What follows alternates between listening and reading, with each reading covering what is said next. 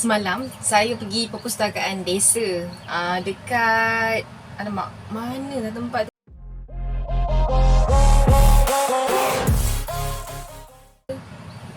Dekat sini. Dan apa nama, saya sempat duduk sebentar dan baca.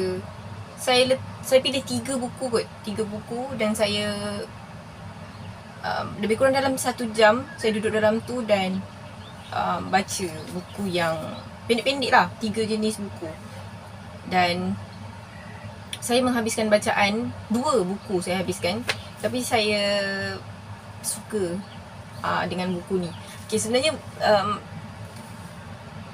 macam mana nak cakap, kali ni saya mungkin tak cadangkan buku sebab nak cadangkan pun boleh sebab saya pun tak tahu buku ni akan ada di mana je.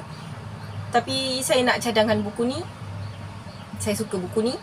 Tajuk dia Kabus Aneh di Langit, ditulis oleh Abdul Razak kot. AB kan, Abdul Razak kot. Okay, dalam buku ni ada 3 cerita pendek. Okay, saya suka buku yang cerita yang kedua, tentang Kabus Aneh di Langit.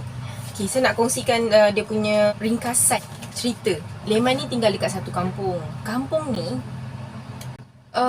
semua orang kaya, tapi Leman ni belum kaya-kaya lagi. Sebab Leman dia memilih untuk tidak melakukan syirik.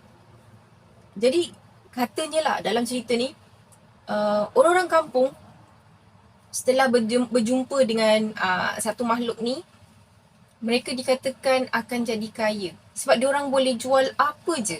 Orang-orang pelancong yang datang, diorang akan rasa benda tu berharga. Macam salah satu contoh, ada seorang tu dia jual katak.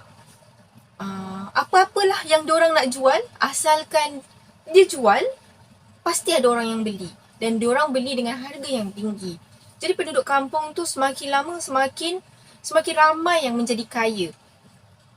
Jadi Leman membuat keputusan untuk tak nak tinggal dekat kampung tu lagi. Dia kata ini semua syirik.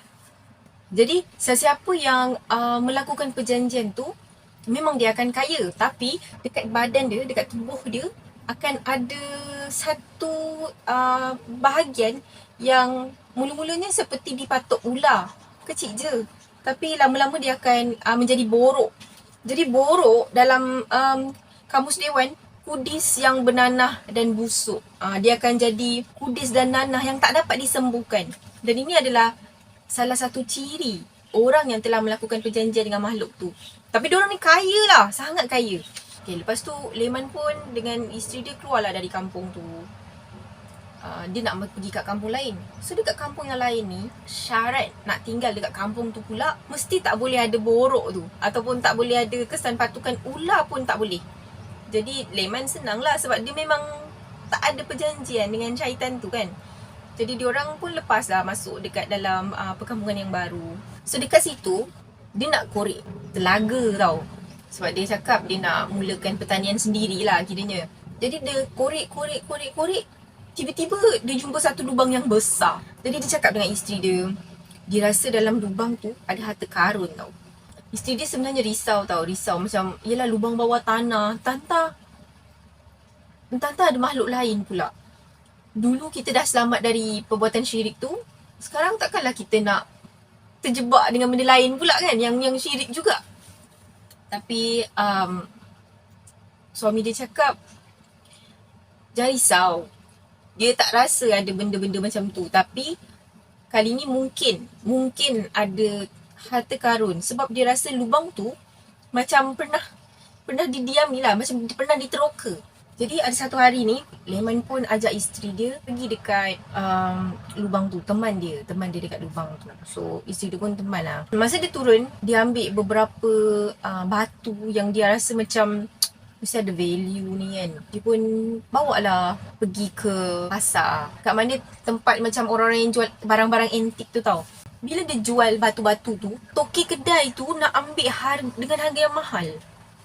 Jadi Leman dengan serta-merta dia macam, betul lah tempat tu memang mempunyai harta karun lah kiranya kan. Barang-barang, bukan barang-barang berharga, dia macam peninggalan yang berharga. Jadi dia pun balik rumah, tapi masa kat rumah tu dia dapati isteri dia seperti kerasukan. Dan dia tak fikir yang dia nak pergi mengadu kat ketua kampung ke ataupun cari orang untuk rawat isteri dia.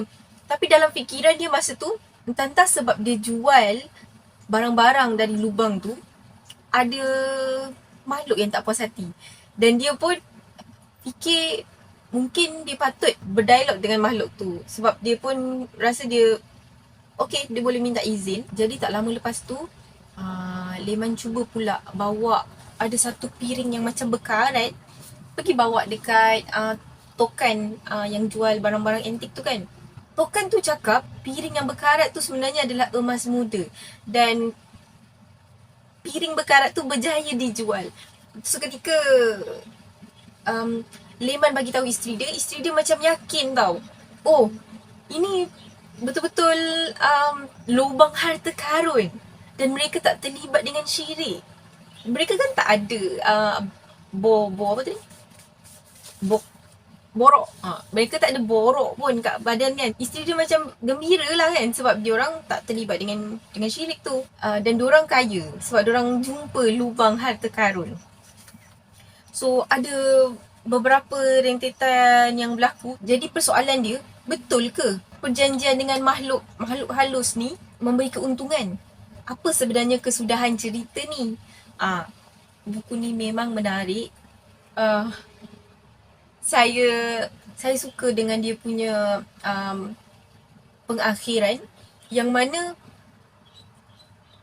ketika dia melihat orang kampung lama dia melakukan perjanjian dengan makhluk halus dan kesan dia seperti itu, dia menolak dengan keras. Tapi kali ni dia sebenarnya juga melakukan perjanjian dengan makhluk halus yang lain yang dia belum nampak lagi kesan tu, dan kesan dia sangat buruk pada akhirnya. Jadi anda boleh bayangkanlah apa kesan dia. Dan kalau yang betul-betul nak mengetahui apakah kesudahan cerita ni, bolehlah dapatkan buku Kabus Aneh di Langit. Tapi saya tak tahulah kat mana boleh dapat. Saya dekat Perlis. Dekat perpustakaan desa.